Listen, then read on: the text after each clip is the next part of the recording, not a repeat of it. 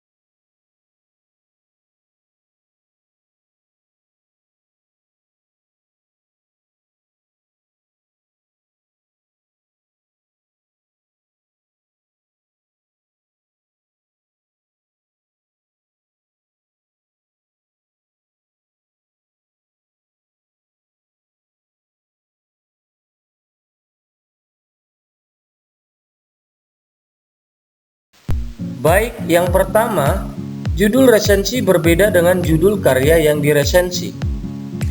Artinya, judul resensi ini tidak sama dengan judul karya yang telah diresensi. Contoh, kita ambil satu novel yang berjudul Sepatu Dahlan. Setelah kamu resensi, nanti judul karya ini tidak menjadi suatu kepastian dan tidak harus atau tidak sama dengan judul resensi awalnya. Yang tadinya judulnya Sepatu Dahlan, itu akan berbeda nanti setelah kamu resensi.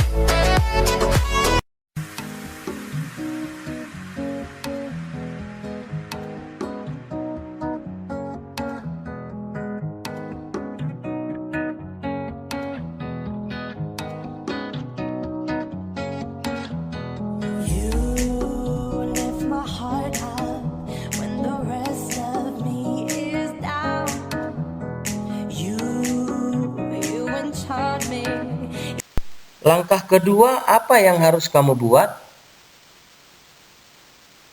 Jadi yang harus kamu buat dalam membuat judul resensi yaitu memperhatikan keselarasan isi resensi.